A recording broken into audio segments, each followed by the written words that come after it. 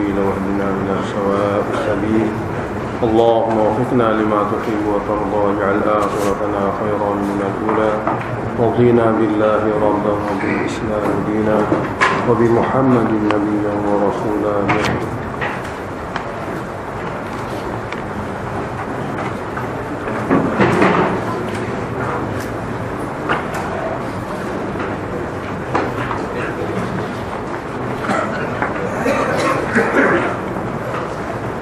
أعوذ بالله من الشيطان الرجيم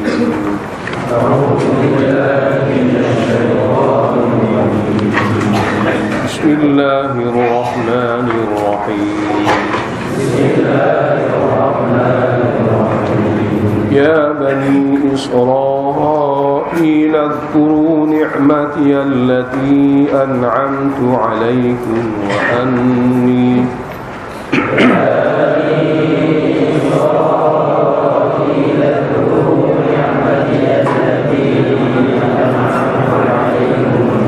وأني فضلتكم على العالمين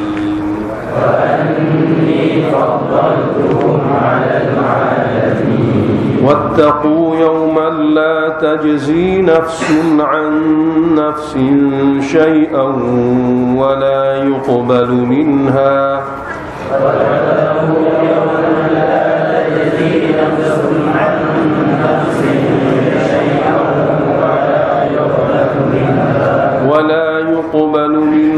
شفاعة ولا يؤخذ منها عدل ولا هم ينصرون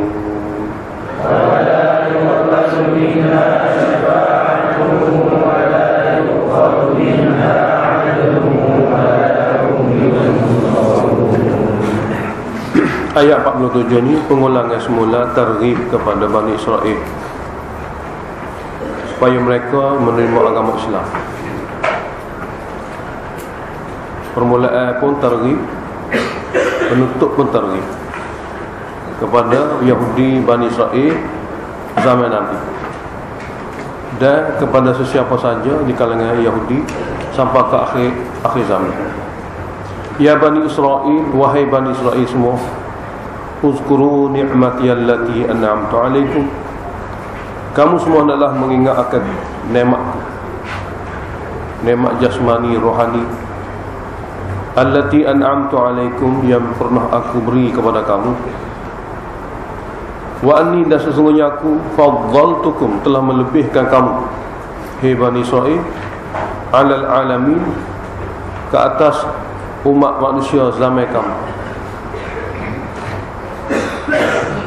ala alami zamanihim, maksudnya aku telah lebihkan kamu semua berbandingnya umat manusia lain di zaman kamu. Jadi jika kamu bersyukur, Allah akan bagi balik zaman keindahan, zaman kemakmuran dan kemuliaan-kemuliaan yang pernah Allah bagi kepada mereka sebelum ini. Tetapi jika mereka kufur, mereka tidak menghargai nikmat-nikmat Allah Ta'ala itu, Allah Ta'ala akan tarik balik, ataupun Allah Ta'ala akan kekalkan mereka di dalam keadaan mereka yang tidak beragama.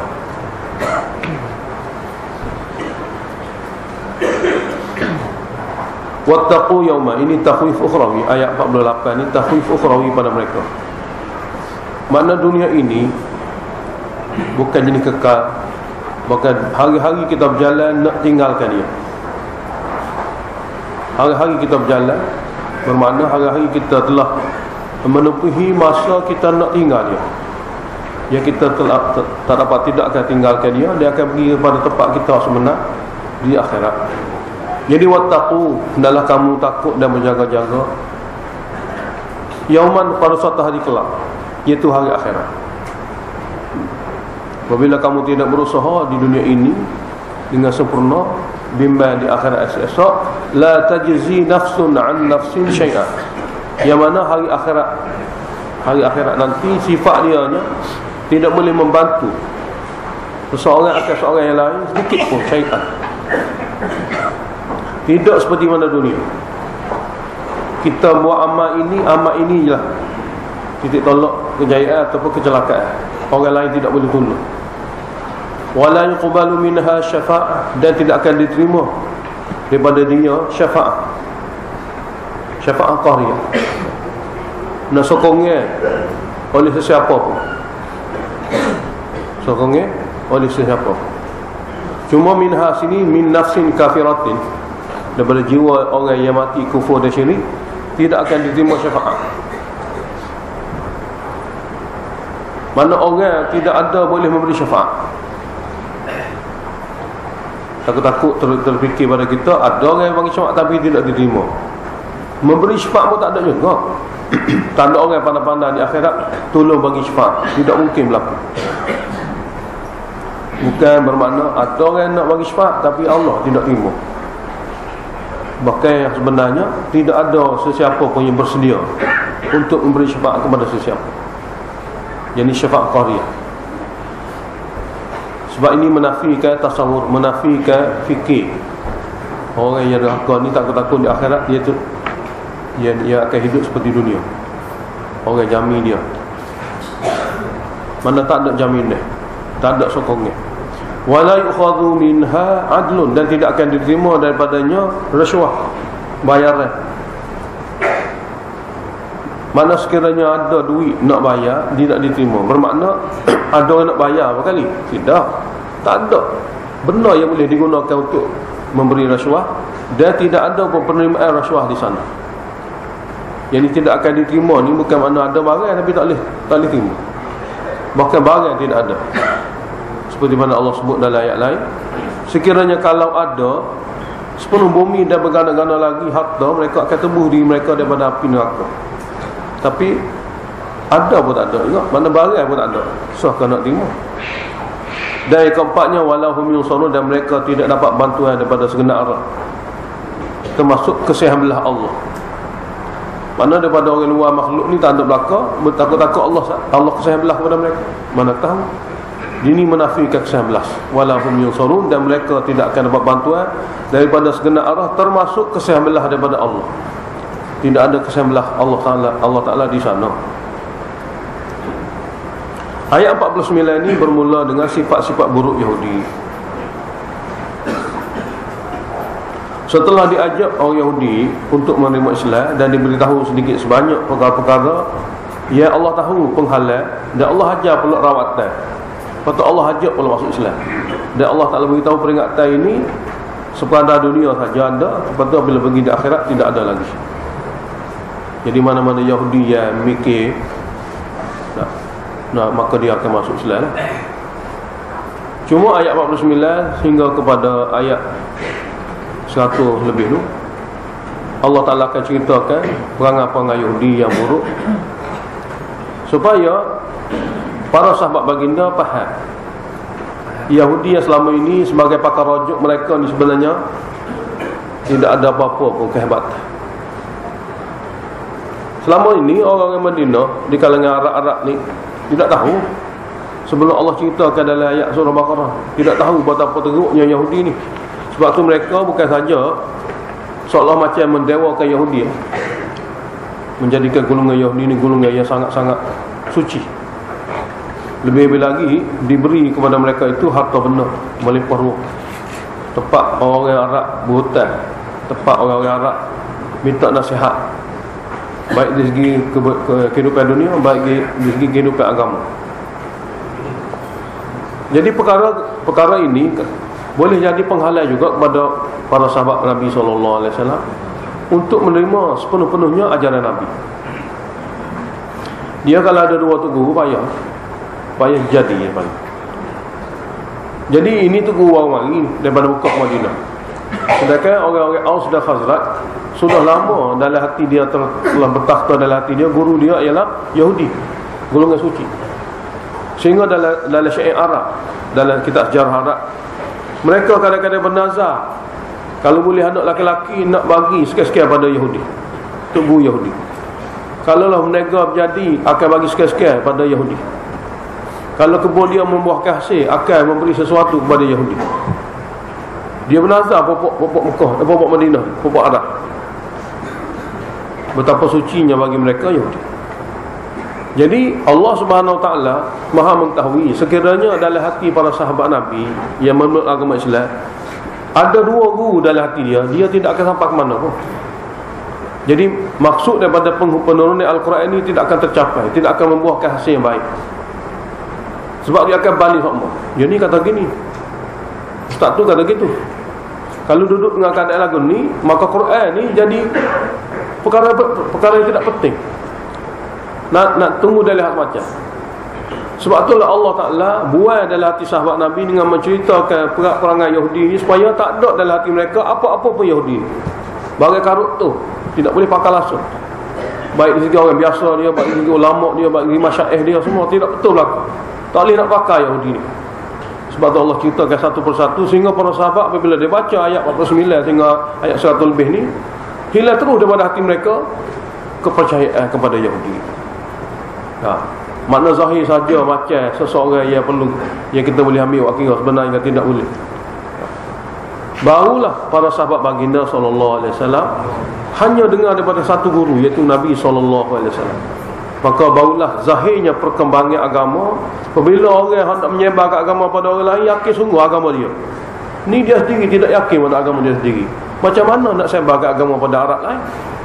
Orang Madinah duduk dengan tegur Nabi dia sendiri pun tidak pakai mana. Duduk mikir macam, duduk banding macam. Macam mana dia nak sebar agama itu kepada orang lain? Orang yang ragu-ragu dalam agama dia, tidak mungkin dia meyakinkan orang lain.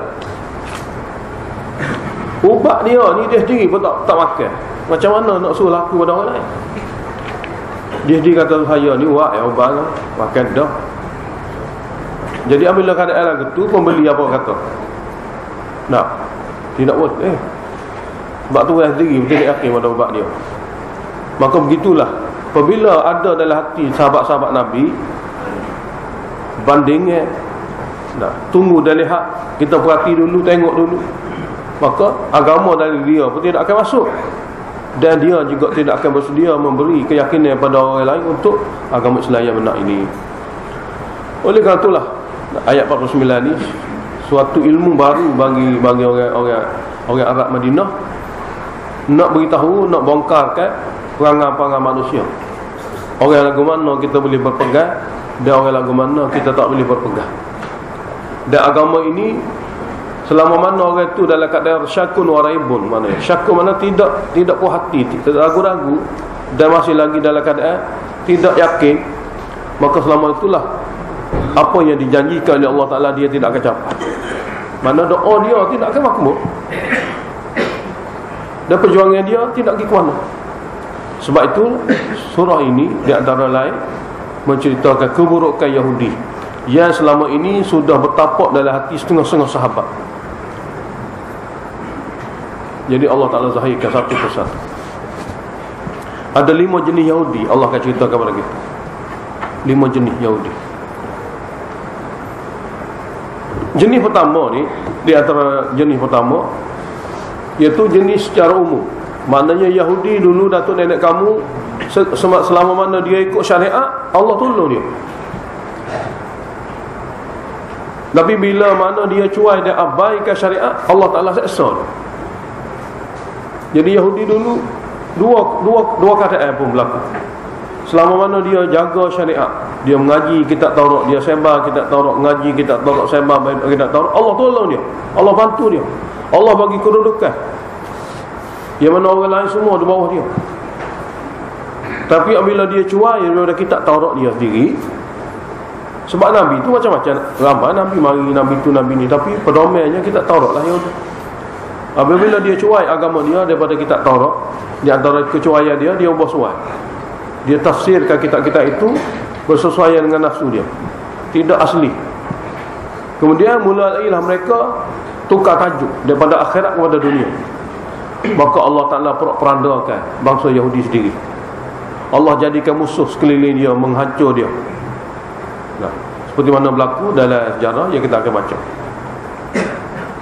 Jadi wahai Yahudi Madinah, datuk nenek kamu pun dua keadaan. Selama mana dia mentauhidkan Allah, mengikuti kitab Taurat, menepati syariat yang ada dalam kitab, Allah tolong bantu dia, angkat derajat dan muliakan mereka. Bila mana mereka cuai, mereka tidak lagi memperdulikan kitab mereka, maka Allah hancurkan generasi mereka. Allah Ta'ala laknat mereka. Jadi oleh karena itu pilih. Ada dua ni, Yahudi ni ada dua jenis. Jadi Allah Ta'ala sebut wa idh najjaynakum min ali fir'aun. Ini nikmat yang Allah bagi. Ketika mana kami menyelamatkan kamu daripada Fir'aun. Ali Fir'aun ni golongan Fir'aun. Sebab masa tu pokok kamu ikut Nabi Musa. Sebab dia. Dan di waktu kami menyelamatkan kamu daripada kumpulan Fir'aun. Kumpulan Fir'aun ni apa dia buat? Yasumunakum su'al azabi. Mereka menimpa kamu azab yang sangat teruk. Kaum Kipti ni, penghuni asal Mesir ni telah menyeksa kamu, kaum berdatang ni, azab yang teruk. Huraian azab yang teruk, yakni yudhabbihuna abna'akum. Mereka membunuh anak laki-laki kamu. Asal bunuh anak laki-laki ni daripada dua riwayat. Satu riwayat Ibn Abbas radhiyallahu anhu kata dia, sebenarnya kedatangan Nabi Musa telah diberitahu oleh Nabi Ibrahim. Betul gembira akan datang akhir juga satu orang Nabi dengan kitab dia. Sudah sampai pada mereka itu berita daripada Nabi. Jadi zaman Bani Israil, anak cucu Nabi Ibrahim ni rusak, maka Allah zahirkan ketika itu Nabi Musa. Dia akan menghancurkan keadaan-keadaan golongan-golongan yang menentang dia. Ini satu riwayat. Satu riwayat lagi, Fir'aun mimpi api mari bakar rumah-rumah Kipti, rumah-rumah puak dia. Jenis api mari bakar rumah-rumah puak-puak dia. Jadi Fir'aun tanya takbir mimpi ni apa dia? Jadi puak-puak horti takbir mimpi sama-sama dia daripada pembesar-pembesar. Dia kata berarti maknanya orang pendatang akan menghancurkan orang asal. Orang pendatang maknanya Bani Israil lah, datang daripada luar hidup Mesir. Sedangkan kampung asal dia Palestin, dia akan bakar. Maknanya dia akan menghancurkan kedudukan dan kerajaan orang penduduk asal, iaitu orang Kipti. Mula antara itulah Fir'aun bunuh anak laki-laki Bani Israil. Cuma riwayat ketiga tu tidak betul, palsu. Sebab dia kata ahli sihir, ahli nujum buat tilikan akan lahir Musa, akan lahir maknanya anak satu orang laki-laki daripada Bani Israil ni akan menghancurkan kerajaan Fir'aun. Jadi hak sihir ni hak tidak betul. Ini sengaja diadakan cerita untuk merosakkan kepahaman umat Islam. Jadi ada tiga tu, dua tu boleh dipakai, satu tidak boleh dipakai langsung. Sebab sihir ni bohongan, bohongan dan tipuan semata-mata. Dan sihir ni mesti akan dikira sihir sekiranya dia seru selain pada Allah. Jadi setelah seru selain pada Allah Ta'ala, sihir. Jadi setelah seru Allah, dia panggil makbul doa, karamah. Tapi kalau jadi juga tapi seru selain pada Allah, itu sihir. Sihir dekat-dekat dengan kufur atau kufur. Sebab nak boleh jadi itu dia akan kufur pada Allah Ta'ala. Yang kita akan baca pada ayat seterusnya, pada ayat 100 lebih. Jadi membunuh anak ni hasil daripada mimpi. Mimpi Fir'aun yang dia telah ditafsirkan dengan cara takdir. Lalu bunuhlah anak laki-laki dan membiarkan wanita-wanita Bani Israil hidup menjadi hamba abdi. Wa fi dzalikum bala'un min rabbikum 'azim. Melepaskan daripada azab seksa seperti ini merupakan nikmat besar daripada Tuhan kamu. Terjemah pertama, balak dengan mana? Nikmat. Wa fi zalika, wa fi zalikum ni, wa fi zalikumul inja. Pada yang demikian selamat daripada Allah, daripada dua-dua azab ini, satu nikmat besar daripada Tuhan kamu. Terjemah kedua, wa fi dzalikum, wa fi dzalikumul qatl. Pada yang demikian bunuh anak dan membiarkan wanita jadi hamba ini, ujian besar daripada Tuhan kamu kepada kamu. Jadi wahai Bani Israil, kalau sekiranya kamu ikut Nabi, ni Allah tolong. Allah Ta'ala tolong dengan cara besar-besaran. Sebab dengan kudrat kamu, dengan ikhtiar kamu tak lewat. Betul-betul daripada bantuan Allah selamatkan kamu daripada cengkaman Firaun. Nikmat kedua, wa id faraqna bikumul bahra, di waktu kami belah laut untuk kamu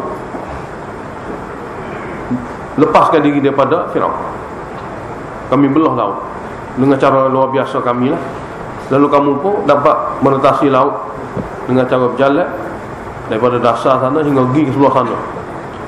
Fa anjaynakum, kami telah selamatkan kamu daripada tenggelam pada laut itu.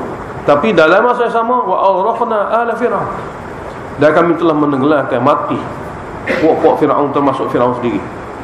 Wa antum tazurun, hal keadaan kamu boleh tengok sendiri macam mana mereka lemah mati. Macam mana mereka tu lemah mati.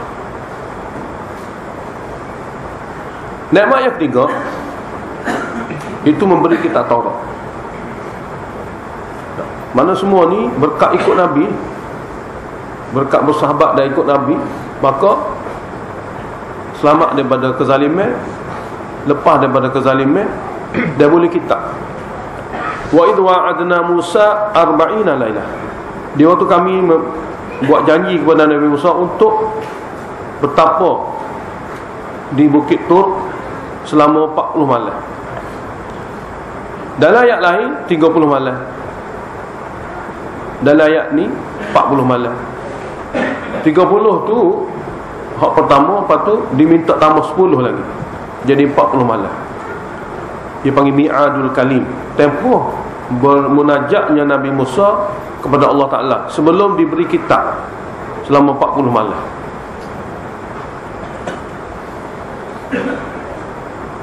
Summa, kemudian ittakhadtumul ijla ilahan muqaddasin, kemudian kamu telah jadikan anak lembu sebagai ilah. Min ba'di dhihabihi, setelah pada pemergian Nabi Musa untuk bermunajat. Nabi Musa tinggal, kamu semua duduk dengan Harun, dia pergi munajat selama 40 hari sebelum diturunkan kitab Taurat. Lepas tu dalam masa pemergian dia tu, puak-puak kamu sebahagiannya jadikan anak lembu sebagai ilah untuk disuruh dan dipuja.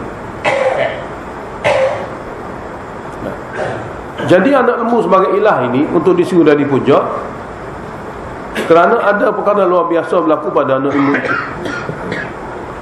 Lalu kamu puja dan sembah dia.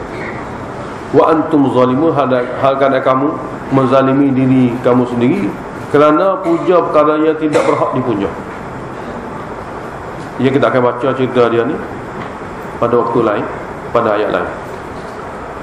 Summa, kemudian walaupun ada sebahagian kamu telah puja anak lembu dah, dengan sebab disesatkan oleh Musa Samiri, afaunakum, kami masih memaafkan kamu dengan tidak membunuh kamu semua sekali habis bakar, tidak seperti orang lain.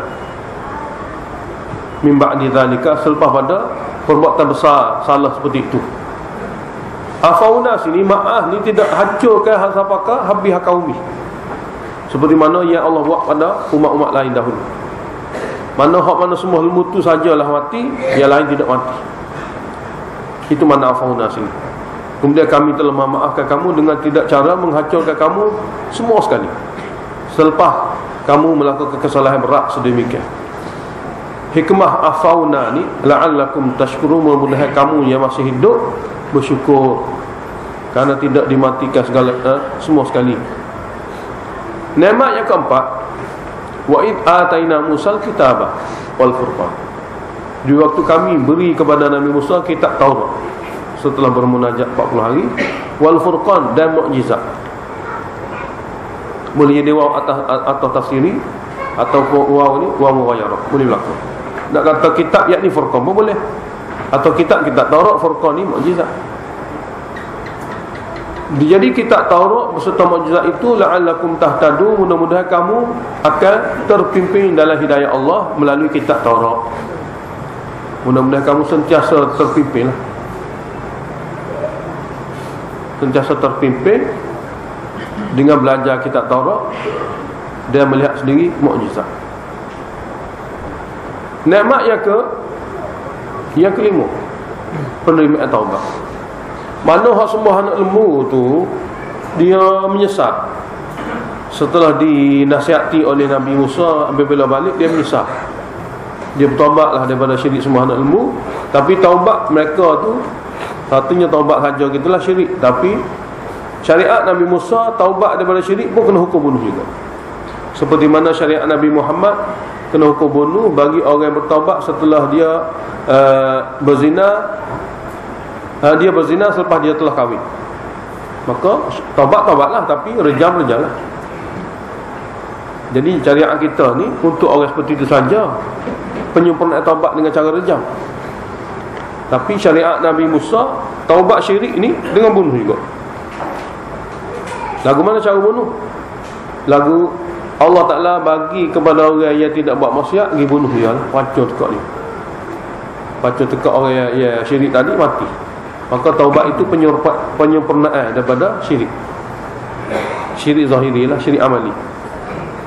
Mana buat kesalahan syirik tu cara amali, maka taubatlah, tapi hidup dunia pun tidak dibenarkan lagi, bunuh. Cuma walaupun mereka dibunuh, mereka akan dihantar ke syurga. Walaupun mereka akan dibunuh, mereka dihantar ke syurga. Jadi nikmat sini ialah masih lagi diterima taubat syirik itu apabila mereka bertaubat dan bersedia dihukum bunuh. Wa idh qala Musa liqaumihi. Ini nasihat Nabi Musa setelah dia balik daripada munajat. Dia kata kepada kaum dia, ya qaumi, wahai kaumku, innakum zalamtum anfusakum. Innakum zalamtum, ni kamu sesungguhnya telah menzalimi diri kamu sendiri dengan sebab ittikhadikumul ijla ilaha. Kamu telah jadikan anak lembu ini sebagai ilah, disuruh dan dipuja secara amali. Salah ni, sebab kamu telah seru selain pada Allah Ta'ala secara amali. Dan maka caranya mudah ya, fatubu ila ba'dikum, kamu semua bertaubat kepada Tuhan yang menciptakan kamu. Cuma taubat tu tak apalah dengan hati dan juga lidah, tapi penyempurnaan taubat, faqtulu anfusakum, maka kamu yang tidak bersalah hendaklah bunuh saudara kamu yang bersalah. Itu maksud dia terjemah. Maka hendaklah kamu yang tidak bersalah dengan melakukan amalan syirik, bunuh saudara kamu yang bersalah sebab dia melakukan amalan syirik. Penyempurnaan taubat, sebagai penyempurnaan taubat. Zalikum khairul lakum inda barikum. Ya demikian bertaubat serta bersedia dihukum bunuh, itu lebih baik untuk kamu di sisi Tuhan kamu, kerana apabila kamu kembali selepas mati, kamu akan dapat lepas daripada api neraka. Jadi natijahnya fataba alaikum, Allah terimalah taubat kamu untuk memasukkan kamu dari syurga. Innahu, kerana ilahnya huwat tawwabur rahim, Allah Ta'ala Maha menerima taubat, suka kalau hamba bersedia untuk melakukan taubat. Ar-Rahim, Maha mengasihi. Jadi ini pun nikmat juga. Buat salah insaf dan bertaubat dan bersedia dihukum, selamat juga.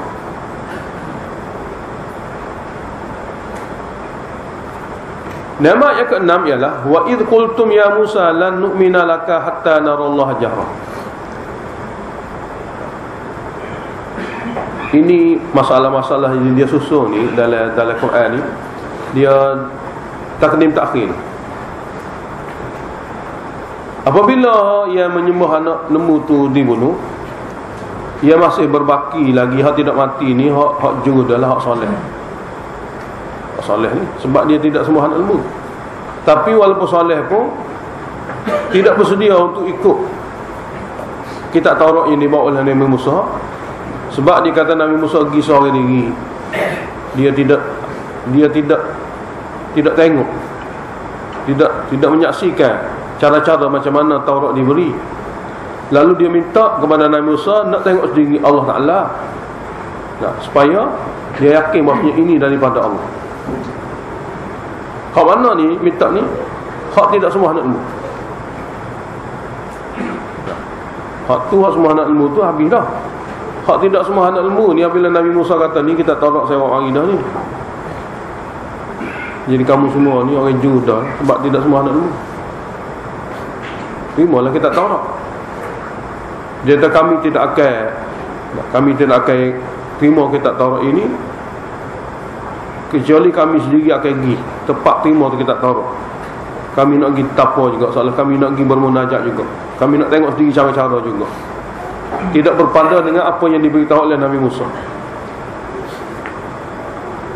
Jadi Nabi Musa kata, takkan lagi semua. Kalau lah kamu 70,000, takkan lagi semua 70,000 orang. Ginilah latih okey. 1,000 seorang, 70 orang. Dalam Quran sebut 70 daripada 70,000. Ini wakil rakyat kami ni. Pergilah 70 orang ni mewakili 70,000. Seorang mewakili 1,000. Jadi Nabi Musa pun ambil lah wakil rakyat dia, pergi tempat munajat.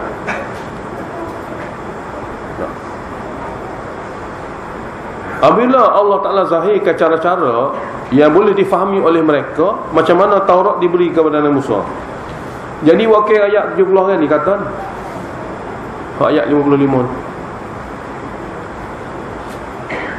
wakil ayat 70 orang. Mana dia telah mewakili 70,000 tu mari untuk tempat munajat, untuk mari hadis diri tempat munajat Nabi Musa. Setelah diberi penjelasan sekian-sekian macam mana Taurat diperolehi, tidak puas hati wakil ayat 70 orang.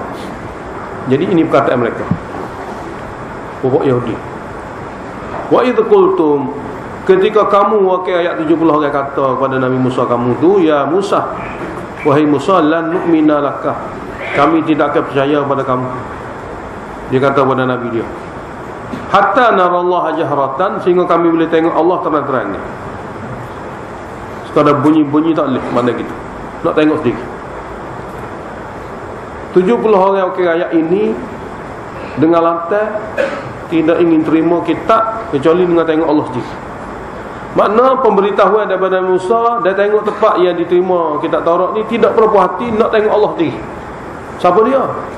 Orang pilihan daripada 70,000 orang. Hak duduk tunggu denu tu, hak bukan wakil ayat, hak kapung. Hak mari ni wakil ayat. Ini perangai wakil ayat dia ni. Lalu fa'akhadatkumus sa'iqah, lalu Allah Ta'ala matikan mereka dengan satu tempikan. Mati terus 70 orang.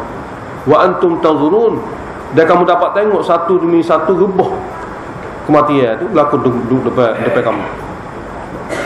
Sini wa antum tanzurun makna mati ni kamu dapat tengok, hak ni rebah mati, hak ni rebah mati, lepas tu mati berlaku 70 orang. Nabi Musa saja tak mati. Nabi Musa saja tidak mati. Lepas tu Allah hidupkan balik. Setelah Nabi Musa kata pada Allah, nah, janganlah azab kami dengan orang bodoh daripada kalangan kami. Jadi Nabi Musa kata, ni pokok ayat 70 orang ni bodoh juga, tidak cerdik seperti orang lain. Nah, dia bodoh juga, walaupun dia wakil ayat tapi bodoh. Dalam ayat Quran kita akan baca. Jadi Nabi Musa merayu pada Allah, hidupkan semula, janganlah engkau susahkan kami dengan orang-orang bodoh. Dengan orang bodoh. Makna 70 orang wakil ayat ni bagi Nabi Musa bodoh juga, bodoh di segi ketuhanan. Allah hidupkan semula. Setelah hidupkan semula, hak 70 orang ni barulah terima. Makna Nabi Musa Allah tanya dia, mana kamu? Nak bakar tak? Si bakar tahu tak? Hidup semula baru nak bakar 70 orang. Apabila Nabi Musa dengan 70 orang jadi 71, balik jumpa 70,000 orang ni duduk tunggu. Betul sungguhlah gini berlaku. Nabi Musa kata Taurat tu sungguh tu betul sungguh. Gini berlaku peristiwa dia. Hak 70 orang, hak 70,000 ni tak diterima. Tak boleh terima apa yang diberitahu oleh Nabi Musa dan 70 orang wakil ayat dia. Sedangkan segala pemberitahuan tu atas dasar pengalaman dia duduk sana. Tak boleh terima hak 70,000 orang. Sehingga Allah angkat bukit tak tapal lah. Bukit dengan kudrat Allah Ta'ala akan bukit tak tapala. Terima atau tidak? Tidak ke? Barulah 70,000 kau terima. Ini puak-puak Bani Israel, wahai orang Madinah, untuk nenek dia. Ni anak cucu dia, mari duduk Madinah. Mana kita? Kita akan baca satu persatu lah. Jadi fa'akhadatkumus sa'iqatu wa antum tanzurun. Kamu 70 orang telah ditimpa kematian dengan tempikan, dan kamu boleh melihat sendiri satu demi satu rebah penyembah bumi sebab mati.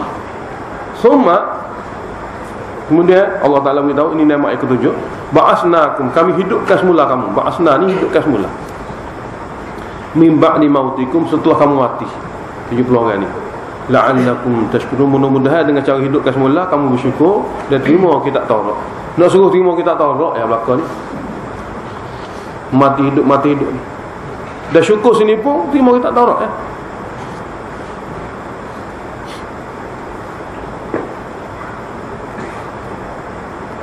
Nikmat yang ketujuh, ini bukan nikmat ketujuh, ini nikmat yang ketujuh depan.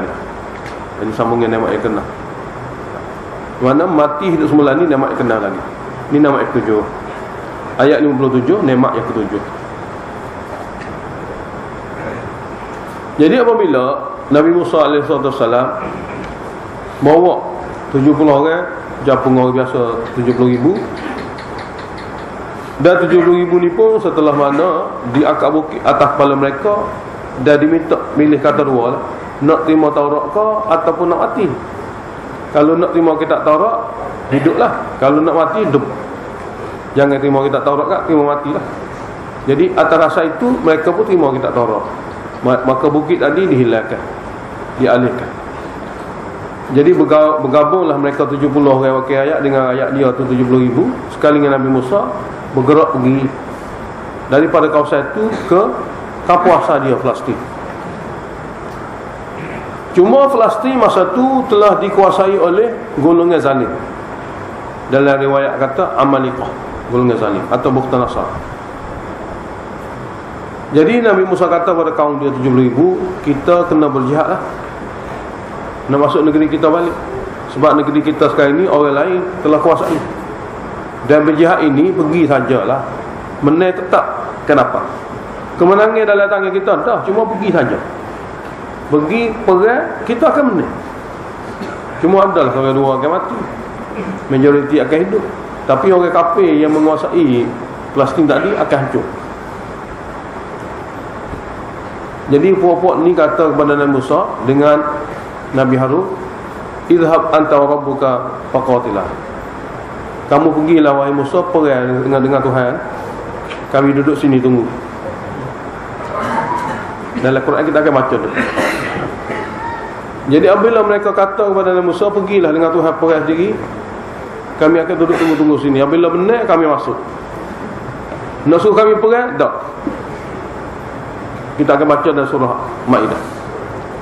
Dengan sebab apabila diarah supaya berjihad, tidak bersedia berjihad, Allah Ta'ala hukum dia duduk di padang pasir selama 40 tahun.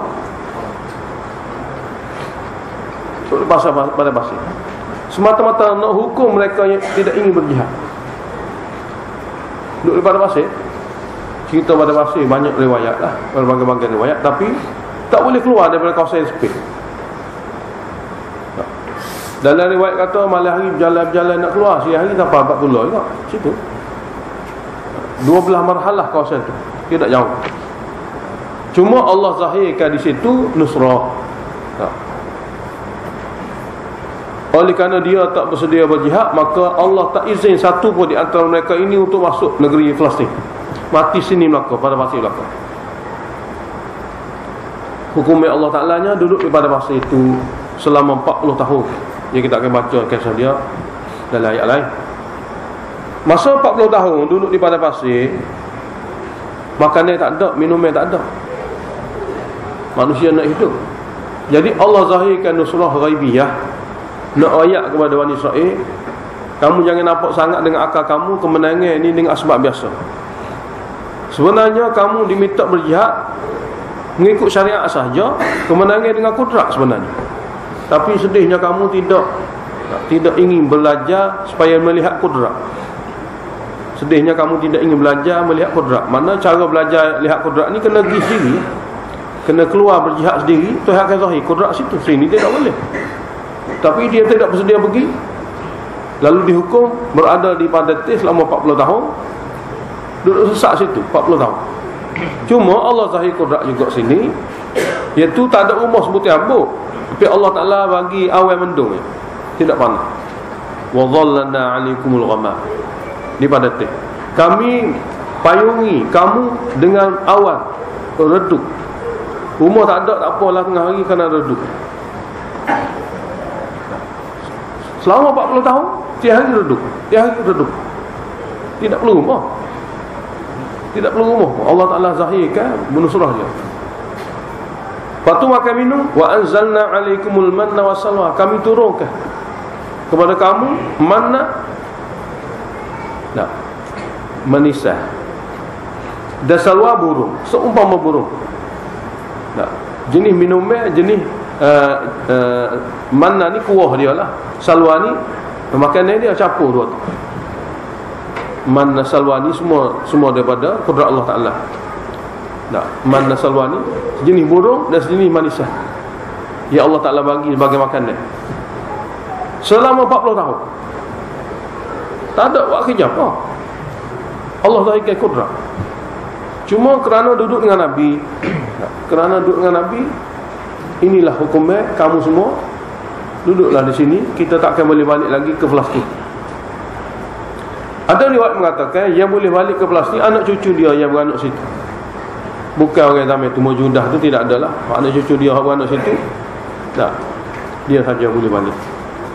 Minumnya pula Allah Ta'ala perintah Nabi Musa katak batu dengan tukar. Nah, maka tu biar air terpancar dua belah matahari bersesuaian dengan dua belah kabilah Yahudi. Boleh minum air daripada batu. Ini semua mukjizat Nabi Musa. Tapi Allah buktikan kudrat dia. Jangan fikir dengan akal. Wahai manusia, ikut syariat saja. Allah Ta'ala boleh tolong, boleh bantu dengan berbagai-bagai tanpa akal manusia. Sebab Bani Israel ni tidak ingin berjihad, duk banding dengan akal. Dia banding dengan akal. Dia kata dia ni orang tidak terlatih. Kalau duduk tawan negara Palestin itu adalah golongan-golongan terlatih. Macam mana nak dengar perang? Walaupun Allah kata Allah tolong tu, Allah Ta'ala beritahu kita tidak ada kemampuan. Jadi banyak sangat guna akal, tidak yakin pada janji dan tidak ingin mengikuti syariat. Allah Ta'ala hukum gini. Tapi Allah zahirkan mereka ini cara Allah Ta'ala nak tarbiyah akidah mereka dengan tunjuk pada mereka segala-gala ini Allah Ta'ala boleh buat walaupun tidak diterima oleh akal. Rumah tak ada, Allah Ta'ala hantar awal. Makanan tak ada, Allah Ta'ala hantar manna salwa. Minum yang tak ada, Allah Ta'ala keluarkan daripada batu. Semua tu tidak menasabah dengan akal belaka, tapi Allah boleh buat apabila duduk dengan Nabi. Cuma golongan ni tak boleh masuk Palestin, mati situ. Dan dalam riwayat kata di sini juga Nabi Musa mati. Wafatnya Nabi Musa di Konstantin. Dan dia boleh keluar, generasi-generasi yang terbit daripada mereka ini boleh keluar dengan Nabi Yusha bin Nun. Dia raja bawa orang ni masuk ke Palestin. Allah Ta'ala beritahu wa dhallalna 'alaikumul ghamama, dan kami telah payungkan kamu dulu dengan awan semasa berada di padang. Wa anzalna 'alaikumul manna wassalwa, dan kami turunkan makanan kamu man salwa. Kulu min thayyibati ma razaqnakum, makanlah olehmu semua daripada makanan-makanan baik yang kami kurniakan kepada kamu. Tidak perlu kerja. Wa ma zalamuna, sebenarnya mereka tidak menzalimi kami. Walakin kanu anfusahum yazlimun, akan tapi mereka menzalimi diri mereka sendiri.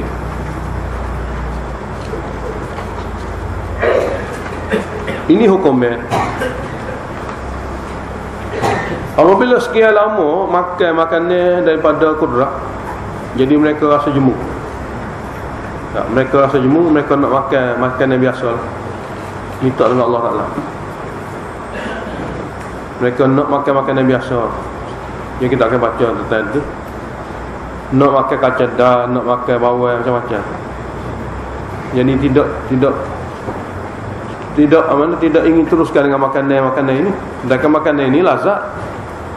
Makanan ini memang lazat. Tapi mereka nak mengubah selera seperti mana sebelum ini. Jadi Allah Subhanahu Wa Taala, kita akan baca dalam ayat lain, mereka tak cerita tu, mereka minta pada Nabi supaya nak disediakan makanan yang biasa mereka makan. Tapi Nabi tidak mengendahkan. Sehingga Allah Ta'ala bagi wahyu, kalau dia nak makan kena pergi tempat lain, kena keluar daripada kawasan ni, pergi tempat lain. Ini ayat dia. Cuma apabila diarahkan pergi tempat lain, maka pergi tempat lain itu dengan tertib dan cara yang Allah Ta'ala syariatkan, iaitu masuk di kawasan ini, kawasan Baitul Maqdis ini, dengan cara beritahu hittatun. Hittatun maknanya gugurlah dosa kami. Hittatun maknanya matlubuna hittatun, permohonan kami wahai Allah supaya digugurkan dosa. Kena sebut gitu. Mana masuk dengan lafaz taubat. Lepas tu perbuatan pula bila masuk masjid, semaya 2 rakaat. Dua perkara ni kena buat. Masuk dengan lafaz taubat dan masuk pintu masjid, duduk semaya 2 rakaat. Boleh masuk. Dia tukar. Bila diajar hittatun, dia tukar habbatun fi sya'rati. Butir gandum dengan rambut sorang. Tidak memberi makna apa-apa, cuma nak tukar daripada hak Tuhan ajar, nak buat sendiri. Apabila Tuhan suruh masuk dengan sembahyang tahiyatul masjid, mereka masuk dengan mengesok dengan punggung. Mana buat perkara yang tidak diarah. Allah Ta'ala sebut dalam Al-Quran, wa idh qulna dukhulu hadhihi al-qaryah, dan ketika kami titahkan supaya mereka semua masuklah olehmu daerah ini, yakni Palestin. Fakulu minha haitsu syi'tum, maka kamu boleh makanlah daripada situ apa saja yang kamu ingin makan, ragadan, dengan penuh selera. Boleh belaka apa yang kamu minta tu, tapi tempat lain, ya, tu di Palestin. Wadkhulul baba sujada, dan masuklah pintu masjid dengan keadaan sujud. Sujud sini hal muqaddarah. Hal kadang bila masuk saja pintu masjid, sembahyanglah 2 rakaat tahiyatul masjid, atau bersujudlah sebagai penghormatan mengikut cara-cara dia. Cuma setengah mufassir kata masuk pintu kota dengan keadaan bukan sujud, dengan keadaan tunduk. Sujud lughawi dia panggil inhina, seperti mana kita baca pada permulaan itulah Baqarah. Sujud lughawi mana sujud di segi bahasanya, tunduk sikit kepala pun sujud dah. Sujud istilahi, sujud letak dahi di latah.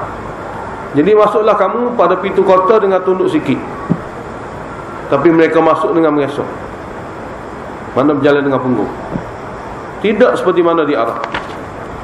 Wa qulu hittatun, dan kamu masuklah dengan ucap mas'alatuna hittatun. Asalnya hittatun ni khabar, mas'alatuna hittatun, permohonan kami wahai Allah semasa masuk Palestin ni, gugurkanlah dosa. Apabila kamu boleh buat dua ini, naghfir lakum khatayakum, kami akan mengampuni dosa-dosa kamu yang lepas-lepas. Dan wasanazidul muslimin, dan kami akan tambah lagi kepada golongan mereka yang memiliki hati yang baik lebih pada ini. Tapi Bani Israel itu yang diarah seperti tadi tidak buat seperti mana diarah. Fabaddala alladhina zalamu, orang-orang zalim ini telah tukar qaulan, perkataan lain, ghairal ladzi qila lahum, bukan perkataan yang diajar pada mereka kata. Allah ajar hittah, mana gugur dosa. Dia tukar dengan perkataan dalam hadis habbah fi sya'rah, tukar gitu. Allah Ta'ala kata hittah, mana mas'alatuna hittah, permohonan kami wahai Allah gugur dosa, mana taubat. Dia gitu tukar habbah fi sya'rah, nah, butir gandum duduk dengan rambut. Tidak ada memberi apa-apa makna, sengaja tak ikut Tuhan. Dan fa'anzalna 'alal ladzina zalamu rijza, lalu kami timpa kepada orang zalim itu rijzan, satu hukum yang azab, ini ta'um minas sama', daripada langit, bima kanu yafsukun, dengan sebab amal fasik mereka itu yang berterusan. Jadi datuk nenek dia mati di pada teh gitulah, ni anak cucu dia hang masuk Baitul Maqdis pun aku ni perang. Wahai orang-orang Madinah, inilah datuk nenek pokok Yahudi ni, kamu nak pakar-pakar lah mana gitu. Keturunan-keturunan dia Allah Ta'ala bongkar supaya hati-hati sahabat Nabi yang baru-baru kenal Nabi Muhammad SAW dapat belajar orang mana patut kena pakar dan orang mana tak boleh pakar. Ini nikmat yang ke-8 semasa duduk di pada teh. Nikmat yang ke-8 semasa duduk di pada teh lah. Wa idistasqa Musa liqaumihi, ketika Nabi Musa minta hujan, minta air daripada Allah untuk kaum dia. Ketika Nabi Musa minta air daripada Allah untuk kaum dia, setelah berada dalam pada teh yang sesak ni, dengan keadaan sesak ni, mesti nak makan, mesti nak minum air. Lalu kami titahkan saja kepada Nabi Musa, idrib bi'asakal hajarah, pukul sajalah dengan tongkat kamu itu batu. Bukan tongkat tu boleh mengeluarkan air. Arah Tuhan tu, arah Tuhan. Mana semua ni atas dasar arah. Buat arah, maka Allah akan keluarkan. Jadi pukul sajalah dengan tongkat kamu itu akan batu. Mana bukan gali tanah pasir, bukan belakang. Pukul dengan tongkat batu. Bukan dengan tongkat ni boleh mengeluarkan air, dengan mengikut arah Allah akan zahirkan air. Jadi semua dalam syariat, kalau kita baca, mengajar kita segala nusrah ghaibiyah datang daripada ikut syariat, bukan benda. Tapi orang tidak mengaji tafsir, dia duduk cari tongkat Nabi Musa ni. Ya tongkat ni waktu biar air. Kalau pergi Mesir besar, kita nak ikut tongkat Nabi Musa, kayu kokak macam-macam. Dia pun ambil kayu kokak tu. Kalau dulu Nabi Musa guna untuk tubik air, kita ni kalau kata tekak banyak benda boleh. Nabi Musa dengan sebab yakin dia tauhid, Allah kata dia ikut je, dia tahu Allah Taala tubik air. Cuba kita ikut Allah. Akal kita terima tak terima tu tidak penting lah, sebab kita kena ikut Allah. Jadi dengan sebab berkat ikut Allah, Allah zahir air dengan kudrat dia. Buat kita tidak mengaji tafsir ni, dia nampak kayu kokak, Allah Taala tidak nampak. Jadi syirik demi syirik akan berlaku pada orang jahil. Lalu fadaraba muqaddar, fadaraba fanfajarat. Lalu pukullah Nabi Musa dengan tongkat dia tu batu, fanfajarat minhu, maka terbitlah, terpancarlah daripada batu yang dipukul oleh Nabi Musa 12 mata air. 12 ain, 12 mata air. Nak menyenangkan 12 kabilah Yahudi. 12. Qad alima kull unasim masyrabahum, dapat mengetahui setiap puak akan tempat minum masing-masing daripada kalangan Yahudi. 12 itu keluarlah air daripada batu. Marilah manna wa salwa. Qulna lahum muqaddar, qulna lahum, kami titahkan kepada mereka semua, kulu, kamu boleh makanlah, wa syarabu, kamu boleh minumlah, min rizqillah, daripada rezeki, daripada kudrat Allah. Rezeki kudrat Allah, bukan rezeki ikhtiar kamu, cara-cara kamu biasa. Cuma makan rezeki Allah, minum rezeki Allah ini. Wala ta'thau fil ardi musini, janganlah lagi kamu bebas atas muka bumi dengan buat kerosakan pula. Apabila kami arahkan apa-apa, ikut saja, jangan duduk durhaka. Sebab mufsini sini buat kerosakan tidak ikut syariat tu kerosakan. Dan janganlah kamu bebas di atas muka bumi ini hal keadaan buat kerosakan. Mufsini ini hal keadaan.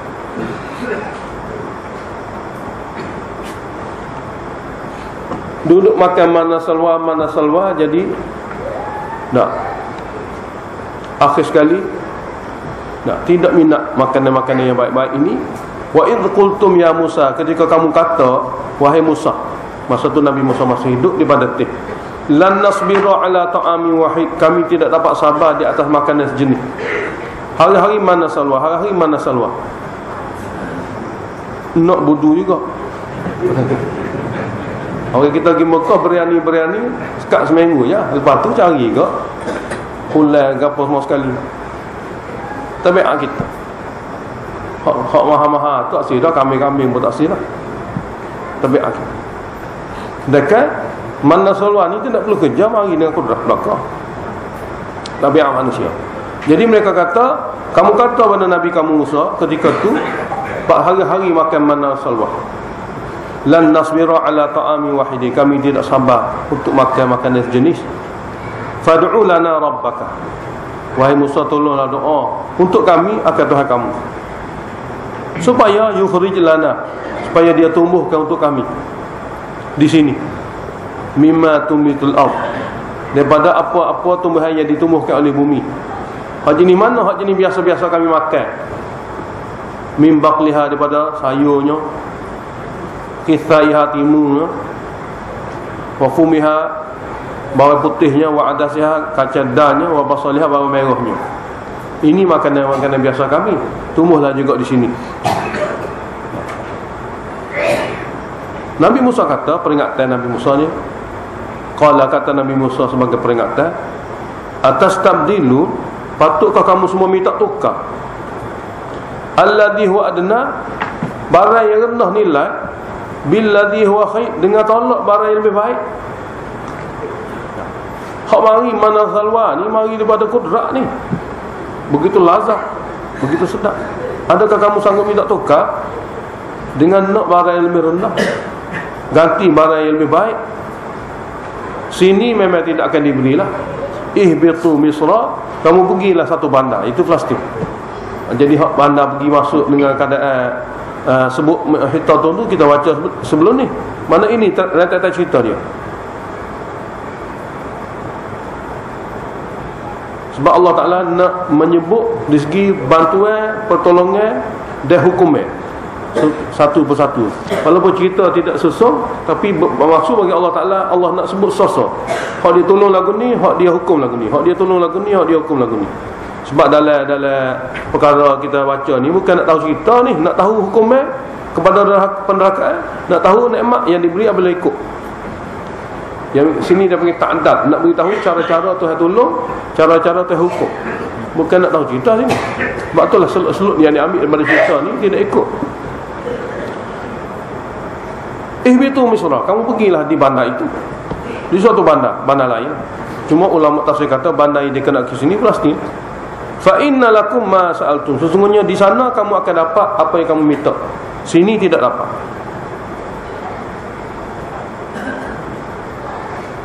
Oleh kerana banyak sangat dalih alasan dan sebagainya tidak ikut syariat, duribat alaihimudz zillatu wal maskanatu, lalu ditakdirkan kepada mereka itu kehinaan dan kemiskinan. Kehinaan dan kemiskinan.